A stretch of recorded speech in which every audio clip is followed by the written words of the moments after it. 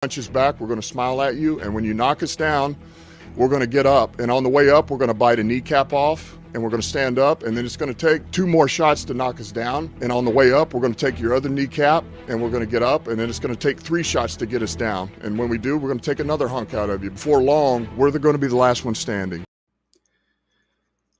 Welcome. I do like it. Such a good speech. If only we got like a Dan Campbell speech like that in this Hard Knocks, eh? Welcome back to the Hard Knocks sort of react show, I guess, here on the Flurry Sports YouTube channel. Or if you're watching on Twitter or Twitch, definitely join us on YouTube. Subscribe to the channel, jump in the chat.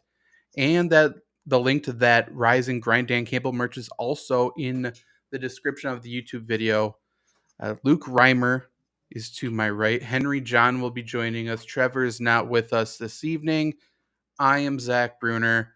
This is the second to the last episode of Hard Knocks, and we talked for about 10 seconds before we went on air here, and we have slightly differing opinions. But I mean, we usually start these with just overall takeaways, and I'm just gonna say I hated this episode. I disliked it very much. I thought it was terrible. I don't know what the Hard Knocks crew is doing. I also did say, though, going into it, that if there's any David Blau, I'm going to blow my brains out.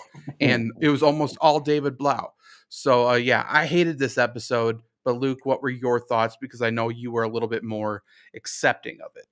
I was accepting because they finally added the 2 components that I've been bitching about that hasn't been in any of the episodes, in Jared Goff and Eminem.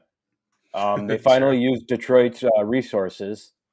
And also, Zach, I know you got some joy out of watching Ezzy just be like the worst player ever and see David Blau just get absolutely eliminated in those last 2 plays. I did like that. I guess maybe since I have the full context and I know he makes the team and Tim Boyle does not, maybe that's why I hated it so much. Man, yeah, I love seeing him get hurt. Not to wish injury on anybody, but to see him, at least have some adversity. But then he does this stupid David Blau thing where, again, he's like, oh, fudge. Oh, golly. I really hope I'm not hurt. Like, okay, I don't even know what he's trying to do. It's so stupid. And he made me like Jared Goff, because Jared Goff swears and then has to apologize for swearing in the presence of David Blau. Like, I'm going to lose my mind. I hate this guy so much that I'm accepting of Jared Goff, who I thought I hated. Do you think that Jared Goff apologized because David Blau said something at some point, or they just kind of picked up on it? Oh, for sure David Blau like tucked him into a closet with him or something, like, hey man, like, I just didn't want to do this in front of everybody since you're our leader and whatnot. But if you could just not use so many cuss words and profanity, I would really appreciate it. I feel like it's really, I don't like that sort of garbage talk, and I think it's bringing down the team. Like, I feel like that's the kind of guy he is. Oh my goodness. Also, I just to get you off of Blau for a second before we get back on him. How did Ezzy make it through the first cuts? I don't know. Like, maybe HBO's like, hey, keep him around. Like, he's at least, we've already talked about him. It'd be nice to at least keep him around since we talked about him, to watch him. They're probably going to show him getting cut in next week's show, the final episode. And it's going to be a whole scene because we've only talked about Pimbleton, who's going to get cut. That guy who's going to get cut. And then Rodrigo, who is fine. Like, we haven't even talked about other players, really. It's so weird. I don't know what they're doing. Like we say it every episode, but how can you not have Jameson Williams in this show? Something. He's the first round pick. I mean, other than Aiden Hutchinson, obviously, but like, obviously there's something going on there. Like, he is going to start the season on the PUP list or whatever list it was. So he's still injured. He's coming back, rehab. Going from the NFL of college in Alabama to, Detroit, like, he was on top of the world, and all of a sudden now he's rehabbing to get back so he can play for the Detroit Lions. Like, it's certainly a fall from grace. That's a story. And certainly more exciting than David Blau. Anything is more exciting than David Blau. You say that. Hard Knocks has really made it look like Rodrigo is the best player on the Lions defense. They haven't talked about, literally, I think they've talked about Rodrigo and Aiden Hutchinson. Mm-hmm. I'm not sure if there's been another one. I don't know. That They- safety that recovered the onside kick. They Yeah. touched on him in like the second episode and just never Fair. went back to him. Right. They haven't talked about the offensive line at all. Mm-mm. And obviously I'm biased. I'm an O-line guy, but like Frank Ragnow might be their best player. And he's a funny dude. That whole offensive line's definitely going to be funny. Don't talk about the guy who's not going to make the team, who's been playing football for 2 years or whatever it was. Like, let's hear from Penei Sewell. Let's hear from Frank Ragnow. Let's hear from everybody because it's going to be electric. I can guarantee. I would agree. Also, I'm fully 100% on board with Aiden Hutchinson being a dog. Same. Like, it's an unfair comparison, but he totally just feels like a fourth Watt brother. Yep. Ugh. He's really good. He's really good. I'm happy Dan Campbell has that for his team. It's tough to say about a Michigan guy, but yeah, it really is. And boy, I dislike his family.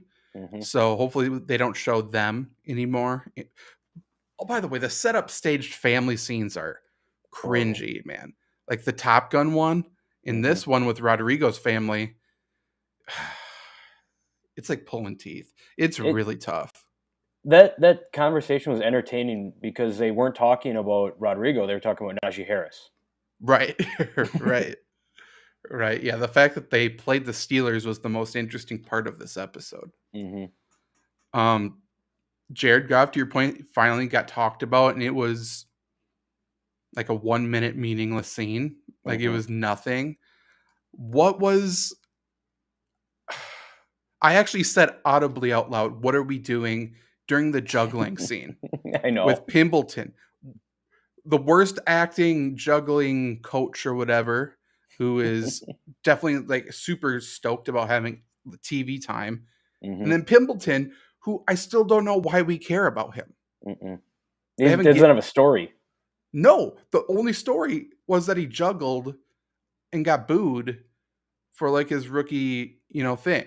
And they showed his family. They've showed him multiple. I don't get it. What's the point? I don't know. Show DJ Chark.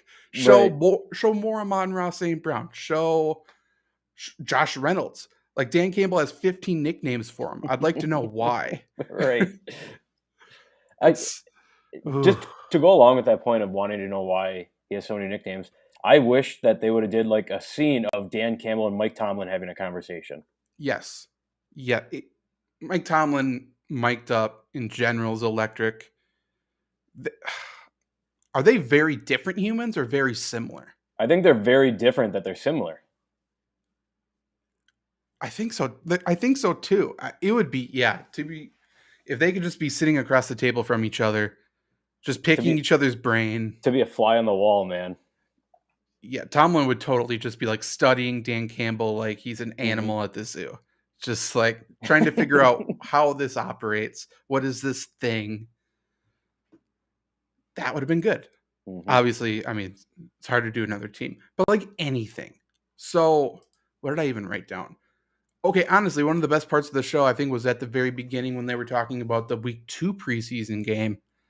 Dan Campbell said of talking about some player, we don't know who it was, but that during the game, it gave him 3 what the fucks and 3 bullshits or whatever. And I hope Dan Campbell uses that like grading rubric for pretty much everything in his life. That's kind of my whole thought. It's like Dan Campbell's version of, in The Office when they put the beans on all the people on all their pictures to see who gets the raise. Yeah. That's Dan Campbell's version of it. That would have been electric. Yeah, Dan Campbell has like a printout of everybody's face for like making cuts and stuff. It was just a big montage of him making the cuts by himself. That would have been a lot more electric.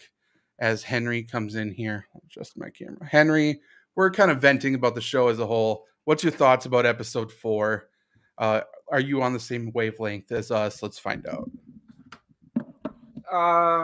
Yeah, not great.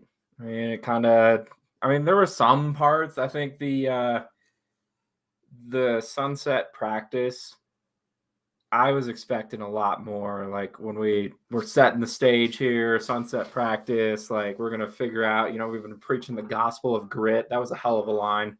Mhm. But that kind of let me down.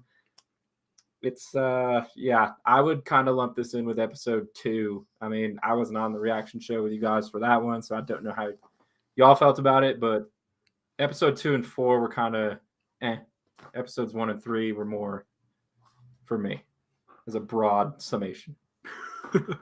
Yeah, I remember us being like, well, for sure, I know we said we needed more Dan Campbell. We were just like, especially after episode 1, which was the Dan Campbell show. Yeah, we already played the ad for that. You can get that, the link in the description if you're watching on YouTube. Right here, folks. We'll play it one more time before we get out of here. But yeah, I was saying this was by far my least favorite episode. I don't know what they're doing. I don't understand what the point was the entire time. And maybe you have some insight on this, but why do they think we care about Pimpleton? I don't know, because I don't think he's going to make the team. Like they've highlighted drops in these games. He's very undersized. Like I respect the speed 100%, but he looks like he could get absolutely crushed by, I don't know, Justin Simmons or somebody over the middle. So, I mean, I respect the juggling too. Juggling something I've always wanted to learn. So that's kind of cool. But, you're cutting out to like this random gym, and what was that gym? Anyways, like there were girls like Taekwondo in the background. Like, was this like some sort of Zen place, or was this an actual gym? I don't know what's going on. And the guy's like, was that guy from a circus? Did he work at the gym? Like, where did he come from? I don't know. I dislike that guy though. I'm looking at their cuts right now. Pimpleton obviously didn't make the team. I'm looking at one more thing because it looks like that lineman might have made the fucking team. No. Henry, I asked, how did he make it to the first cut? Oh no, he missed. He missed it. He missed it. He got cut. Oh, okay. I was gonna say, how did he make the first cut? Right. They shouldn't have gone back to him after episode whatever it was, where Staley like called him out, and he was like, "Who are you hurting in the drills?" Because he did something wrong, and he didn't even answer correctly. He's like, "No one." Yeah. Even I knew to say myself. Like, sorry, Luke. No, I was just saying how. Like, I asked Zach this: how did he possibly make it through the very first cut, like a second week of training camp? Pimpleton or Easy? Easy. Yeah. Yeah, dude. I don't know. He just didn't look in shape to me. His form was awful. Yeah, not good.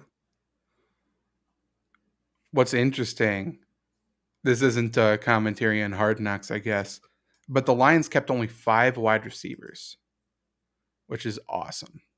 They are going to run the ball so much. They kept only 4 tight ends. Like, there's Packer reporters say the Packers should have kept 8 wide receivers, which is stupid. But like, that's just to talk about like the difference between Dan Campbell and everybody else. They did cut Devin Funchess though, who was technically a tight end. They didn't keep him.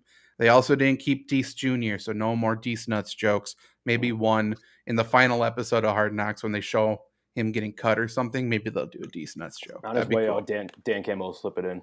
Mm-hmm. High five him or something. Just. Was it just me, or has Jamal, the end when they were flashing the credits on episode 3? I think it was episode 3. Maybe it was 2. But Jamal Williams, 007, James Bond taking a bath, I think it was. That's been the funniest joke. whatever Easy tried to drop in the lineman meeting with the circuit, like that was just bad. Like, no, I didn't get it. I got it. It's just not funny. The guy a lot to get it, and then I was like, "Ha!" Like, yeah, this guy. I have no idea how he's on an NFL roster or was on an NFL roster. He will make the practice squad, I'm sure. Like, apparently, he must be some super naturally athletic, player, right? Like, he has no experience playing football, but maybe they feel like they can mold him into a good player. But I mean, everything we've seen in Hard Knocks too is like the guy doesn't give a full effort. He's stupid. Like, so like there's no redeeming quality about him except for his wife, who has more tenacity than he does. She is the one telling Dan Campbell to get on his ass and blah, blah, blah, blah, blah. So, yeah, I'm glad he's gone. Injured David Blau on the team. Fuck that dude. He's the worst. Pimbleton cut. Cutstown Mayor Craig Reynolds, though, who is the dude. I love Craig Reynolds. And he made the team, obviously. He's good to go. Lions. Oh, you know what? Luke, the guy who you asked about, Godwin Igwebuike or whatever, he got cut, who was supposed to be the returner. Sucks. That's a little interesting. But yeah, what else is there to even talk about from this Hard Knocks? Craig Reynolds put Icy Hot on his nuts by accident. I think anyone who's been in a locker room has done that at one point, whether it's a dare or an accident or a contest or something. So Or an experiment. I sympathize. Science. It is science, and boy, fuck, that sucks. It hurts so bad. So I get it. My overall thoughts on the show is, Zach, I'm kind of in the same boat with you. I know I came in saying I liked it. That was simply because of Jared Goff and Eminem. But other than that 2.5 minutes, I would say it was very, average. Like nothing blew me away. We should have got more from the players-led practice too. Yes. Like there was nothing worthwhile in this episode. I don't know what they were doing. I got a chuckle out of the band snapping on. I don't know which player it was. Yeah, that was funny. That was funny. That actually made me laugh out loud. So, and then Craig Reynolds' reaction to it, like just when Dan Campbell was like highlighting everything that was going on in that, 10 seconds of time, like that was pretty good. But also in terms of like relevancy to like football, like are we learning about the team? Are we highlighting a player there? Not really. So it was. Just I don't mind that though. Because it's at least showing the team. It's at least, showing an inside look at a team meeting and stuff like that. Like literally they went off campus to do whatever for that juggling scene, which made no sense with a player we don't care about. And they keep going into his backstory, which is nothing. They haven't given us anything. They've showed his family. They've done all of this stuff. The only thing we know about him is that he can't catch and he's fast. Like that's it. So I don't know why Pimbleton was supposed to be interesting to anybody. And they keep feeding us him and David Blau. Pimbleton and David Blau.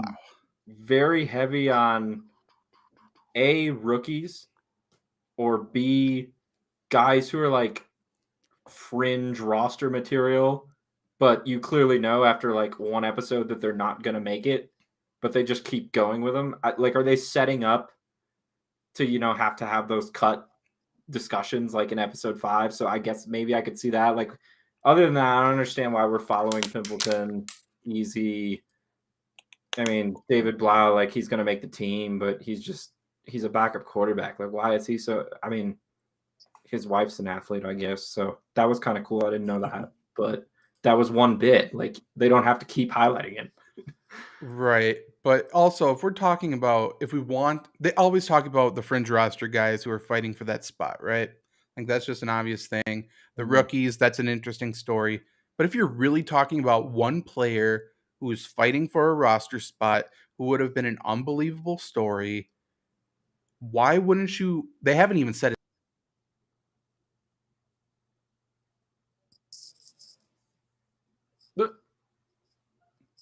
Hey, I'm back. What's up, guys? Hey, how's it going? I'm in the middle now. Okay. Well, okay. My point. The player I was about to talk about. If you're trying to talk about a player who's fighting for a final roster spot who they haven't even mentioned his name, why wouldn't you have talked about Devin Funchess at any point yet? Like Devin Funchess going back to Michigan where he plays college football, switching positions to go back to the position he played in college. He has endured all of these injuries. He was once, someone who was looked at who could have had a ton of potential. Like that's a story that you obviously should have showcased. He's also big on social media, so at least would have got more eyes on stuff. It would have been a good clip. Like they haven't talked about him at all, but we've talked about Pimbleton in 3 of the 4 episodes. I don't get it. Yeah. I'm sure Trevor has the same opinion as you with him being the big Funchess guy that he is. Yeah. Do you know what else? has bothered me, and this goes back to when I was on the show after the first episode, and it was all four of us talking about what else do we want to see going forward.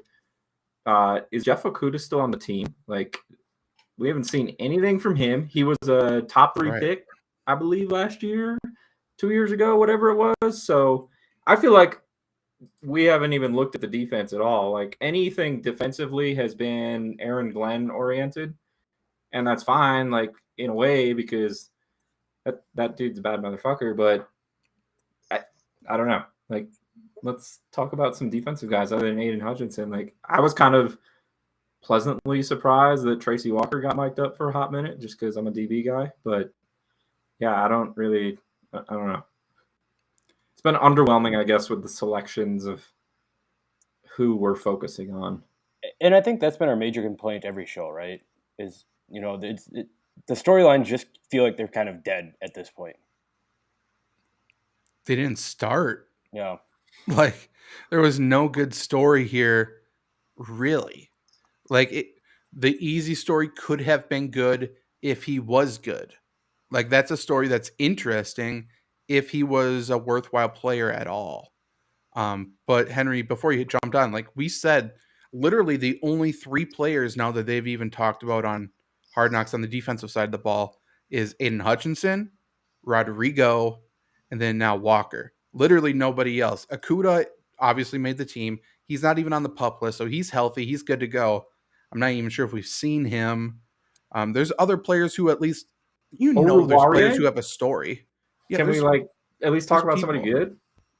Also, Chase Lucas, like 7th round pick, he's made the team. Like, he's going to be, looks like he's listed number 2 at nickelback. Mike Hughes, free agent coming over. That could have been a story, like new team, like coming into Detroit. Why did you leave the Chiefs, who are, they've been up here the last several years? You signed with the Lions. Like, I don't know. You could ask things about that. Chase Lucas, I have respect for him covering that onside kick and stuff. He did some nice stuff in the preseason games. So I would have rather followed him than Pimpleton, and we didn't really follow him. We just kind of watched him make nice plays in the games. And then it's like, okay, his name's Chase Lucas. That's what I'm saying. They did so much work to like film all this pre-roll kind of stuff before training camp with his family and stuff like that. Work to film his family during the game, stuff like that. And they haven't said anything. There's been literally nothing. I don't get it. It's like they went all in on a player that they found out. They hired somebody by reading the resume of a player, and they found out the resume was completely made up, and they're kind of stuck with it. That's what it has been. It's so weird. I think HBO also missed out on an opportunity to get George Pickens on camera in that preseason game. True. For real. I mean, he had that big-ass pancake on one of the Lions players. Show that. Mm-hmm. That would have been exciting. Dan Campbell probably lost his mind. Mm-hmm. He's probably working a trade for him right now. Try it, yeah, for sure. I would have rather seen like coverage of Jack Fox, just because. Oh, he's a stud too. He's a punter, and he's a good punter. Like David Blau or Jack Fox, no contest for me. No, Fox is a cool last name too. Hell yeah, it is. And Blau is not. I hate this Blau last name. God, he's such a bland white guy. He is the worst. So honestly, we know what the last episode is going to be, right? We finished all the preseason games. It's going to be talking about the cuts. It's going to be showing the people getting the call, going into the office, getting cut, cleaning up their locker, blah, blah, blah, blah, blah. I don't even know who the feel-good story is about the player who narrowly made the team. Rodrigo. But he knows he's been playing with a starter. Right, yeah. Like maybe Craig Reynolds, but I think he knows too. Like there's been I guess it's David Blau, right? I guess I kind of skipped over that. He is the player. That is fuck that guy. I hate him so much. But he is the person. We're gonna see so much David Blau. I mean, I would say Jermar Jefferson, but we haven't seen him at all, so we can't really just all of a sudden, Jermar Jefferson just made it as a running back. Like, and to your point, Zach, they've got 4 running backs, and they got 5 receivers. They also, and what about Khalif Raymond? Like maybe he could have been a story at one point. I don't know. Have we seen DJ Chark at all? Like, no. Have they acknowledged that DJ Chark's a Lion now? No. Nope. Well, how about Cephas is good? Jameson Williams? Oh, yeah. We don't even know if he's alive. That's what we've been saying the last couple of shows. Yeah. We don't know if he's alive. We don't. Like, show a side of life for all of these players. So next week's going to be the cuts. They talked about on the McAfee show after episode 1 how they were going to tell Jared Goff's story. And I hope that wasn't it. Right. Because they were going to talk about how he was, flying high, was in a Super Bowl, and now he gets traded, gets trashed. He's on the Lions. And I guess they kind of said that, but it was literally like a 90-second Yeah. That was an infomercial for his fashion brand. Yeah, I guess. That's what, when I think about Jared Goff, I say fashion. That's what I need. Mm-hmm. I think about him as just an absolute influencer on the cutting edge of all the fashion trends. Mm-hmm. He sets the trends. Yeah, he sure does. You know He's that a thermostat, not a thermometer. It has to be 95% the fiance, right? Like, I could totally see her being all about it. He just shows up and he's like, "Sure, put my name on it." Yeah, he's got a hat, JG. What? I'm gonna get that hat. I know you are. That makes me upset. I just want a grit hat. So. Yeah, I just want the grit hat too. Sell the fucking hat. Like, that would make so much money. Did you see the I don't know which coach it was. He may have just been like a team assistant or something. There was a dude who was sitting behind the computers in one of the meetings, and he was also in that coaches meeting when they were like talking about guys who were performing well, like in the cut section, and he had the grit hat. So there is more than one person with a grit hat now. And so my hopes are Dan Campbell made them for the staff. Yeah, they said that. I'd like to think Dan Campbell stitched them himself. I'm not 100% sure. But yeah, it was all him. He designed them. It was his idea. But they're not for sale. And I can only assume it's his decision, so I'll respect it and I'll love it. But it would make so much money. I don't know why they would talk about this kind of stuff and not sell it. But whatever. Any other thoughts about this episode or looking forward to the last episode? Final episode, I should say. Not enough Jamal Williams in this episode. None, right? None. Still no DeAndre Swift. Not that he's an interesting person, but that would have been something to talk about. Did he even play in that game? Did any of the Lions starters play? I mean, some did. Let's see. Let's see if there's a big performance that they completely ignored. I've also seen like none of Penei Sewell. That's another guy who's like a top 3 pick, and they aren't even talking about him. Like, if the whole point of the show is to be highlighting an up and coming team, like at least don't. I appreciate that. Sorry, Henry. I was just saying, like, don't showcase Khalil Pimpleton because he's not helping the team move forward.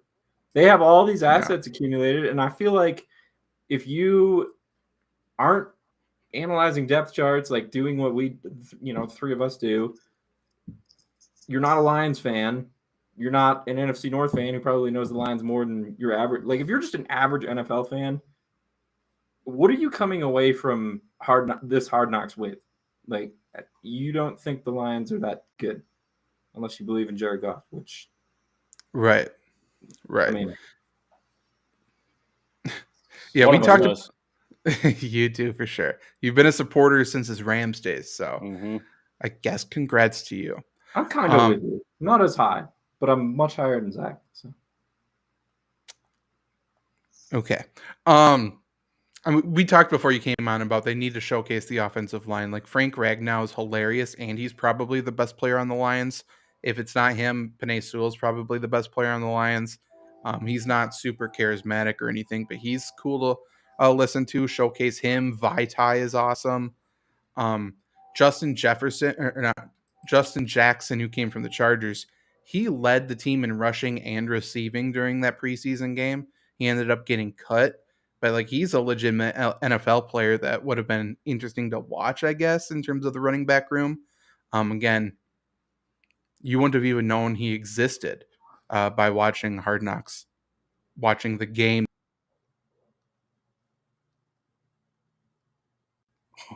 What's going on, man? I don't understand what's going on. Anything else you want to talk about before we leave? My follow-up point to you, Zach, was just going to be, not only did they not showcase the offensive line like some of these players you're talking about, but they made the offensive line look terrible. Like highlighting the practice where the defense is just like destroying them, and then in the Steelers game they got all the backups in there and we're highlighting easy. So it looks like the Lions have no offensive line. Like if you aren't aware that they actually have quality starters. Connected. Is Henry frozen now? Is that the issue? No, I think we're good. Luke, are you here? I'm here. Oh, Henry's muted on my end. Oh my goodness. Okay, I got nothing else to say. Goodbye. Kick you in the teeth. When you punch us back, we're going to smile at you. And when you knock us down, we're going to get up. And on the way up, we're going to bite a kneecap off. And we're going to stand up. And then it's going to take 2 more shots to knock us down. And on the way up, we're going to take your other kneecap. And we're going to get up. And then it's going to take 3 shots to get us down. And when we do, we're going to take another hunk out of you. Before